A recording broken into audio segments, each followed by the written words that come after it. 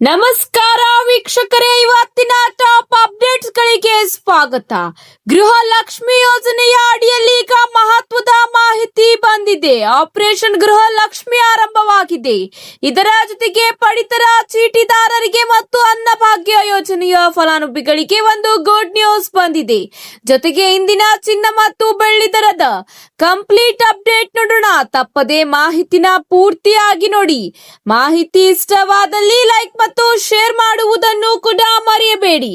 ಹಾಗಾದ್ರೆ ಬನ್ನಿ ವೀಕ್ಷಕರೇ, ಮೊದಲನೆಯ ಒಂದು ಟಾಪ್ ಬ್ರೇಕಿಂಗ್ ಸುದ್ದಿ ಏನೆಂದು ನೋಡೋಣ. ಗೃಹ ಲಕ್ಷ್ಮಿ ಯೋಜನೆಯ ಕುರಿತು ಸರ್ಕಾರ ಮಹತ್ವದ ನಿರ್ಧಾರ ತೆಗೆದುಕೊಂಡಿದೆ. ಹೌದು ವೀಕ್ಷಕರೇ, ಕರ್ನಾಟಕ ಸರ್ಕಾರದ ಗೃಹ ಲಕ್ಷ್ಮಿ ಯೋಜನೆಯ ಅಡಿಯಲ್ಲಿ ಪ್ರತಿ ತಿಂಗಳು ಪ್ರತಿ ಮನೆ ಯಜಮಾನಿಯ ಖಾತೆಗೆ 2,000 ರೂಪಾಯಿ ಹಣವನ್ನು ಜಮಾ ಮಾಡಲಾಗುತ್ತಿದೆ. ಆದರೆ ಇದೀಗ ಈ ಯೋಜನೆಯ ಪರಿಷ್ಕರಣೆಗೆ ಮುಂದಾಗಿರುವ ಸರ್ಕಾರ ಮಹತ್ವದ ನಿರ್ಧಾರ ತೆಗೆದುಕೊಂಡಿದೆ. ಇಲ್ಲಿವರೆಗೆ 31 ಕಂತುಗಳನ್ನು ರಾಜ್ಯ ಸರ್ಕಾರ ಬಿಡುಗಡೆ ಮಾಡಿದೆ. ಕಳೆದ ಕೆಲವು ತಿಂಗಳಿಂದ ರಾಜ್ಯ ರಾಜಕೀಯ ಹಾಗೂ ಸಾರ್ವಜನಿಕ ವಲಯದಲ್ಲಿ ತೀವ್ರ ಚರ್ಚೆಗೆ ಗ್ರಾಸವಾಗಿದ್ದ ಗೃಹ ಲಕ್ಷ್ಮಿ ಯೋಜನೆಯ ಪರಿಷ್ಕರಣೆಗೆ ಸಂಬಂಧಿಸಿದಂತೆ ರಾಜ್ಯ ಸರ್ಕಾರ ಕೊನೆಗೂ ಮಹತ್ವದ ನಿರ್ಧಾರ ತೆಗೆದುಕೊಂಡಿದೆ. ಫಲಾನುಭವಿಗಳ ಪಟ್ಟಿಯನ್ನು ಸರ್ಜರಿ ಮಾಡಲು ಮುಂದಾದ ಕ್ರಮಕ್ಕೆ ಆಕ್ರೋಶ ವ್ಯಕ್ತವಾಗುತ್ತಿತ್ತು. ಇದರ ಬೆನ್ನಲ್ಲೇ ಇದೀಗ ಸರ್ಕಾರ ಆಪರೇಷನ್ ಗೃಹ ಲಕ್ಷ್ಮಿ ಆರಂಭಿಸಲು ತೀರ್ಮಾನಿಸಿದೆ. ಸಂಪುಟ ಸಭೆಯಲ್ಲಿ ಯೋಜನೆಗೆ ಅರ್ಹರಿರುವ ಫಲಾನುಭವಿಗಳನ್ನು ಗುರುತಿಸಲು ಹಾಗೂ ನಕಲಿ ಅಥವಾ ಅನರ್ಹ ಖಾತೆಗಳನ್ನು ತಡೆಯಲು ಬಯೋಮೆಟ್ರಿಕ್ ಅಥವಾ ಫೇಶಿಯಲ್ ಅಥೆಂಟಿಕೇಶನ್ ಅಂದರೆ ಮುಖ ಗುರುತಿಸುವಿಕೆ ದೃಢೀಕರಣ ಪ್ರಕ್ರಿಯೆಯನ್ನು ಜಾರಿ ತರಲು ತೀರ್ಮಾನ ಮಾಡಲಾಗಿದೆ. ಹೌದು ಸ್ನೇಹಿತರೆ, ಕುಟುಂಬದ ಯಜಮಾನಿ ಮಹಿಳೆಯರಿಗೆ 2,000 ರೂಪಾಯಿ ಆರ್ಥಿಕ ನೆರವು ನೀಡುವ ಗೃಹ ಲಕ್ಷ್ಮಿ ಯೋಜನೆಯ ಅಡಿಯಲ್ಲಿ ಬರೋಬ್ಬರಿ ರಾಜ್ಯಾದ್ಯಂತ 1.24 ಕೋಟಿಗೂ ಅಧಿಕ ಮಹಿಳೆಯರು ನೋಂದಾಯಿಸಿಕೊಂಡಿದ್ದಾರೆ. ಆದರೆ ಮೃತಪಟ್ಟವರ ಖಾತೆಗೂ ಕೂಡ ಹಣ ಜಮೆಯಾಗುತ್ತಿರುವುದು ಹಾಗೂ ಸರ್ಕಾರದ ನಿಯಮಾವಳಿಗಳಿಗೆ ಒಳಪಡದ ಅನರ್ಹರು ಕೂಡ ಯೋಜನೆಯ ಲಾಭ ಪಡೆಯುತ್ತಿರುವ ಆರೋಪಗಳು ಕೇಳಿ ಬಂದ ಹಿನ್ನೆಲೆಯಲ್ಲಿ ಈಗ ಮಹತ್ವದ ಕ್ರಮ ತೆಗೆದುಕೊಳ್ಳಲಾಗುತ್ತಿದೆ. ನಿಜವಾದ ಬಡ ಕುಟುಂಬಗಳಿಗೆ ಯೋಜನೆಯನ್ನು ತಲುಪಿಸುವ ನಿಟ್ಟಿನಲ್ಲಿ ಮರು ಪರಿಶೀಲನೆ ನಡೆಸಲಾಗುತ್ತಿದೆ.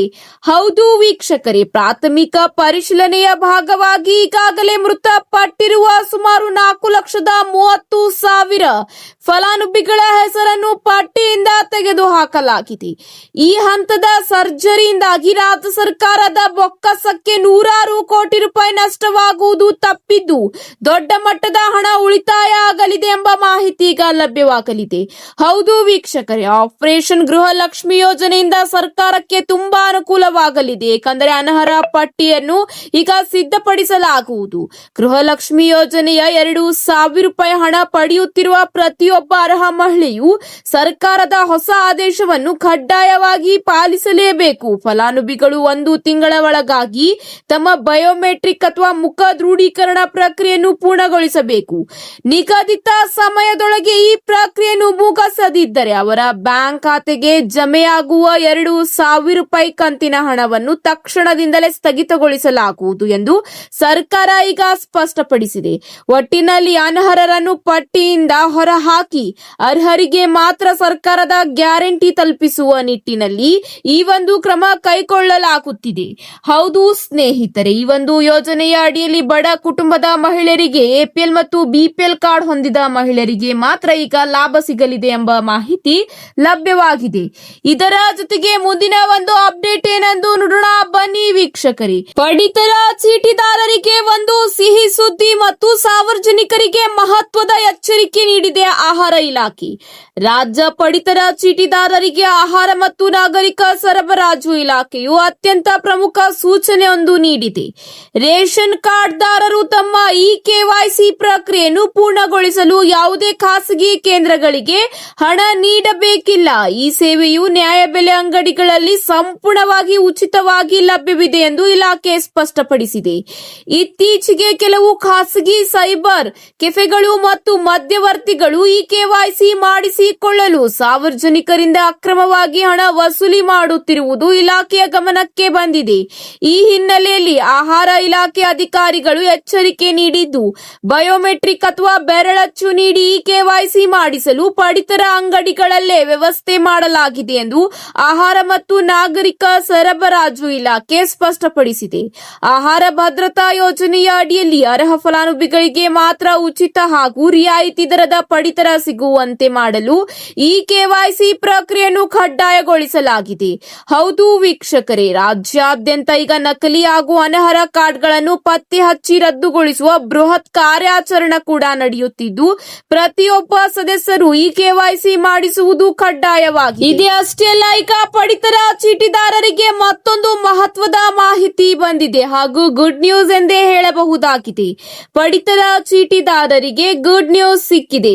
ಹೌದು, ಇನ್ನು ಮುಂದೆ ರಾಜ್ಯದ ಎಲ್ಲಾ ನ್ಯಾಯಬೆಲೆ ಅಂಗಡಿಗಳು ಪ್ರತಿದಿನ ಬೆಳಗ್ಗೆ 6 ಗಂಟೆಯಿಂದ ರಾತ್ರಿ 10 ಗಂಟೆಯವರೆಗೆ ಕಡ್ಡಾಯವಾಗಿ ತೆರೆದಿರಬೇಕು ಹಾಗೂ ಈ ಅವಧಿಯಲ್ಲಿ ಪಡಿತರ ವಿತರಣೆ ನಡೆಸಬೇಕೆಂದು ಆಹಾರ ಇಲಾಖೆ ಈಗ ನಿರ್ದೇಶನ ನೀಡಿದೆ. ಹೌದು ವೀಕ್ಷಕರೇ, ಅನ್ನಭಾಗ್ಯ ಯೋಜನೆಯ ಅಕ್ಕಿ ಹಾಗೂ ರಾಷ್ಟ್ರೀಯ ಆಹಾರ ಭದ್ರತಾ ಕಾಯ್ದೆ ಅಡಿಯಲ್ಲಿ ವಿತರಿಸಲಾಗುವ ಅಕ್ಕಿಯನ್ನು ಫಲಾನುಭವಿಗಳಿಗೆ ಯಾವುದೇ ವಿಳಂಬವಿಲ್ಲದೆ ತಲುಪಿಸುವ ಉದ್ದೇಶದಿಂದ ಈ ಒಂದು ಆದೇಶ ಹೊರಡಿಸಲಾಗಿದೆ. ಹೌದು ಸ್ನೇಹಿತರೆ, ಇದೇ ಅಷ್ಟೇ ಅಲ್ಲ, ಕೇಂದ್ರ ಸರ್ಕಾರದಿಂದ 3 ತಿಂಗಳ ಪಡಿತರ ಅನ್ನು ಒಂದೇ ಸಾರಿ ಈಗ ನೀಡಲಾಗುತ್ತಿದೆ. 3 ಬಾರಿ ಬೆರಳಚ್ಚು ನೀಡುವ ಮೂಲಕ ಕೇಂದ್ರ ಸರ್ಕಾರದಿಂದ ಬರುವ ಪಡಿತರವನ್ನು ನೀವು ತೆಗೆದುಕೊಳ್ಳಬಹುದಾಗಿದೆ. ಇದೇ ಅಷ್ಟೇ ಅಲ್ಲ, ಅನ್ನಭಾಗ್ಯ ಯೋಜನೆಯ ಅಡಿಯಲ್ಲಿ 7 ಕೆಜಿ ಅಕ್ಕಿ, ಇದರ ಜೊತೆಗೆ 3 ಕೆಜಿ ಜೋಳವನ್ನು ಫಲಾನುಭವಿಗಳಿಗೆ ವಿತರಿಸಲಾಗುತ್ತಿದೆ ಎಂಬ ಮಾಹಿತಿ ಲಭ್ಯವಾಗಿದೆ. ಇದೀಗ ಇದರ ಜೊತೆಗೆ ಮತ್ತೊಂದು ಅಪ್ಡೇಟ್ ಏನೆಂದು ನೋಡೋಣ ಬನ್ನಿ ಸ್ನೇಹಿತರೆ. ಇಂದಿನ ಚಿನ್ನ ಮತ್ತು ಬೆಳ್ಳಿ ದರದ ಕಂಪ್ಲೀಟ್ ಅಪ್ಡೇಟ್ ನೋಡೋಣ ಬನ್ನಿ ಸ್ನೇಹಿತರೆ. ಸತತ ಏರಿಕೆಯ ನಂತರ ಚಿನ್ನದ ದರ ತಿಂಗಳಲ್ಲಿ ಅತ್ಯಧಿಕ ಗರಿಷ್ಠ ಮಟ್ಟಕ್ಕೇರಿದೆ. ಚಿನ್ನ ಬೆಳ್ಳಿಯ ಬೆಲೆಗಳು ದೇಶೀಯ ಮತ್ತು ಅಂತಾರಾಷ್ಟ್ರೀಯ ಮಟ್ಟದ ವ್ಯಾಪಕ ಅಂಶಗಳಿಂದ ಪ್ರಭಾವಿತವಾಗುತ್ತವೆ. ಹೀಗಾಗಿ ಸತತ 4 ದಿನಗಳಿಂದ ಚಿನ್ನ ಮತ್ತು ಬೆಳ್ಳಿ ದರ ಏರಿಳಿತವಾಗುತ್ತಿವೆ. ಹೌದು ವೀಕ್ಷಕರೇ, ಕಳೆದೊಂದು ತಿಂಗಳಿಂದ ಬಹುತೇಕ ಆಭರಣ ಚಿನ್ನದ ಬೆಲೆ ಪ್ರತಿ ಗ್ರಾಂಗೆ 13,000ದಿಂದ 13,500 ರೂಪಾಯಿ ಒಳಗೆ ಮಾರಾಟವಾಗುತ್ತಿದೆ. ಹಾಗಾದ್ರೆ ಬನ್ನಿ ವೀಕ್ಷಕರೇ, ಬೆಂಗಳೂರು ನಗರದಲ್ಲಿ ಚಿನ್ನ ಮತ್ತು ಬೆಳ್ಳಿ ದರದ ಕಂಪ್ಲೀಟ್ ಅಪ್ಡೇಟ್ ನೋಡೋಣ. 24 ಕ್ಯಾರೆಟ್ 1 ಗ್ರಾಂ ಚಿನ್ನದ ಬೆಲೆ ಬೆಂಗಳೂರಿನಲ್ಲಿ 14,778 ರೂಪಾಯಿ ಎಂದು ದಾಖಲಾತಿಯಾಗಿದೆ. ಇದೇ ರೀತಿ 22 ಕ್ಯಾರೆಟ್ ನ 1 ಗ್ರಾಂ ಚಿನ್ನದ ಬೆಲೆ 13,500 ರೂಪಾಯಿ ಎಂದು ಮಾರಾಟವಾಗುತ್ತಿದ್ದರೆ, ಬೆಳ್ಳಿಯ ಬೆಲೆ 1 ಗ್ರಾಂಗೆ 235 ರೂಪಾಯಿ ಎಂದು ದಾಖಲಾತಿಯಾಗಿದೆ. ಇದೇ ರೀತಿ ಭಾರತದಲ್ಲಿ 24 ಕ್ಯಾರೆಟ್ 1 ಗ್ರಾಂ ಚಿನ್ನದ ಬೆಲೆ 14,728 ರೂಪಾಯಿ ದಾಖಲಾತಿಯಾಗಿದ್ದರೆ, 22 ಕ್ಯಾರೆಟ್ ನ 1 ಗ್ರಾಂ ಚಿನ್ನದ ಬೆಲೆ 13,500 ರೂಪಾಯಿ ಇದೆ. ಇದೇ ರೀತಿ 18 ಕ್ಯಾರೆಟ್ ನ 1 ಗ್ರಾಂ ಚಿನ್ನದ ಬೆಲೆ 11,046 ರೂಪಾಯಿ ಎಂದು ದಾಖಲಾತಿಯಾಗಿದ್ದರೆ, ಬೆಳ್ಳಿಯ ಬೆಲೆ ಭಾರತದಲ್ಲಿ 1 ಗ್ರಾಂಗೆ 235 ರೂಪಾಯಿ ದಾಖಲಾತಿಯಾಗಿದೆ. ಇದೇ ರೀತಿ ವಿವಿಧ ನಗರಗಳಲ್ಲಿ 22 ಕ್ಯಾರೆಟ್ ಚಿನ್ನದ ಬೆಲೆ 1 ಗ್ರಾಂಗೆ ಎಷ್ಟಿದೆ ಎಂದು ನೋಡೋಣ ಬನ್ನಿ ಸ್ನೇಹಿತರೆ. ಬೆಂಗಳೂರಿನಲ್ಲಿ 13,500 ರೂಪಾಯಿ ಎಂದು ದಾಖಲಾತಿಯಾಗಿದೆ. ಹೌದು, ಇಂದು ಚಿನ್ನದ ಬೆಲೆಯಲ್ಲಿ ಸ್ವಲ್ಪ ಏರಿಕೆಯಾಗಿದೆ. ಇದೇ ರೀತಿ ಚೆನ್ನೈ, ಮುಂಬೈನಲ್ಲಿ 13,500 ರೂಪಾಯಿ ಎಂದು ದಾಖಲಾತಿಯಾಗಿದ್ದರೆ, ದೆಹಲಿ, ಜೈಪುರ್, ಲಕ್ನೋನಲ್ಲಿ 13,515 ರೂಪಾಯಿ ದಾಖಲಾತಿಯಾಗಿದೆ. ಇದೇ ಅಷ್ಟೇ ಅಲ್ಲ, ಕೋಲ್ಕತ್ತಾ, ಕೇರಳದಲ್ಲಿ 13,500 ರೂಪಾಯಿ ದಾಖಲಾತಿಯಾಗಿದ್ದರೆ, ಅಹಮದಾಬಾದ್ನಲ್ಲಿ 13,505 ರೂಪಾಯಿ ದಾಖಲಾತಿಯಾಗಿದೆ. ಇದೇ ರೀತಿ ಬೆಳ್ಳಿಯ ದರ ವಿವಿಧ ನಗರಗಳಲ್ಲಿ ಎಷ್ಟಿದೆ ಎಂದು ನೋಡೋಣ ಬನ್ನಿ ಸ್ನೇಹಿತರೆ. ಬೆಂಗಳೂರಿನಲ್ಲಿ 235 ರೂಪಾಯಿ 1 ಗ್ರಾಂ ಬೆಳ್ಳಿಯ ಬೆಲೆ ದಾಖಲಾತಿಯಾದರೆ, ಚೆನ್ನೈನಲ್ಲಿ ಇಂದು 1 ಕೆಜಿ ಬೆಳ್ಳಿಯ ಬೆಲೆ 2,45,000 ರೂಪಾಯಿ ದಾಖಲಾತಿಯಾಗಿದೆ.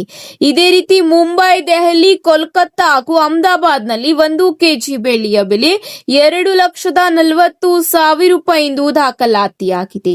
ಪುಣೆ, ಲಖನೌ, ಜೈಪುರ್ನಲ್ಲೂ ಕೂಡ 1 ಗ್ರಾಂ ಬೆಳ್ಳಿಯ ಬೆಲೆ 240 ರೂಪಾಯಿ ಎಂದು ದಾಖಲಾತಿಯಾಗಿದೆ. ಹೌದು ವೀಕ್ಷಕರೇ, ಬಂಗಾರದ ದರ ಇಂದು ಕೂಡ ಏರಿಕೆಯಾಗಿದೆ. ಹೌದು ಸ್ನೇಹಿತರೆ, 1 ಗ್ರಾಂ ಬೆಳ್ಳಿಯಲ್ಲಿ 70 ರೂಪಾಯಿಯಷ್ಟು ಏರಿಕೆಯಾಗಿದೆ. ಹೌದು ಸ್ನೇಹಿತರೆ, ಇವತ್ತು ಕೂಡ ಬೆಳ್ಳಿ ಮತ್ತು ಇದರ ಜೊತೆಗೆ ಚಿನ್ನದ ಬೆಲೆಯಲ್ಲಿ ಸ್ವಲ್ಪ ಏರಿಕೆ ಕಂಡು ಬಂದಿದೆ. ಇದೇ ರೀತಿ ನಿಮ್ಮ ನಗರದಲ್ಲಿ 1 ಗ್ರಾಂ 22 ಕ್ಯಾರೆಟ್ ಚಿನ್ನದ ಬೆಲೆ ಎಷ್ಟಿದೆ ಮತ್ತು ಬೆಳ್ಳಿಯ ದರ 1 ಗ್ರಾಂಗೆ ಎಷ್ಟಿದೆ ಎಂದು ಕಮೆಂಟ್ ಮೂಲಕ ತಿಳಿಸಿ. ಈ ಒಂದು ಮಾಹಿತಿ ನಿಮಗೆ ಇಷ್ಟವಾದಲ್ಲಿ ಲೈಕ್ ಮಾಡಿ ಮತ್ತು ನಿಮ್ಮ ಎಲ್ಲಾ ಸ್ನೇಹಿತರ ಜೊತೆಗೆ ತಪ್ಪದೇ ಶೇರ್ ಮಾಡಿಕೊಳ್ಳಿ. ಮತ್ತೆ ಸಿಗೋಣ ಹೊಸ ಅಪ್ಡೇಟ್ಸ್ಗಳ ಜೊತೆಗೆ. ಧನ್ಯವಾದಗಳು.